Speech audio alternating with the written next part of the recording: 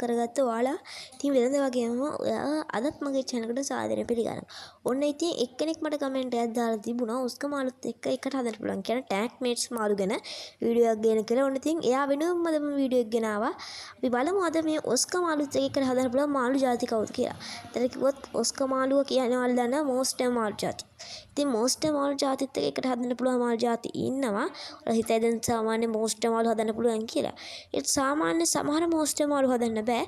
ඉතින් ඒක නිසා අපි හදමු බලමු ඉතින් මේ වීඩියෝ එකෙන් කොහොමද ඔස්කා මාළුන්ට ගැලපෙන මෝස්ටර් මාළු මොකද කියලා. මොකද අනික මම කියන්න කිව්වොත් මම මේ වීඩියෝ එකේදී මාළුව පෙන්නනකොට මම මුකුත් කියන්නේ ඔයාලට මේ මාළුව ගැන විස්තර මුකුත් කියන්නේ නැහැ.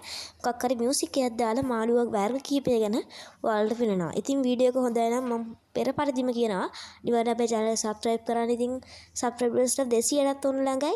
ඉතින් ඒක නිසා අපේ channel එක subscribe කරලා නැත්නම් subscribe කළා subscribers 200ට එකතු වෙන්න. ඉතින් 200 subscribers 200 මේ subscribers 200ට එකතු වෙන එක්කෙනා මට අනිවාර්යයෙන්ම කමෙන්ට් එකක් දාන්න. ඉතින් මම තමයි 200 වෙනි subscriber කියලා. ඉතින් එයාටත් ඉතින් මම ස්තුති කරනවා එහෙම කරන කට්ටියට. ඉතින් අපි එහෙනම් වැඩි කතා නැතුව කවුද මේ ඔස්කා මාළුත් එක්ක හදන්න පුළුවන් මාළු ගැන කතා කරන්නේ.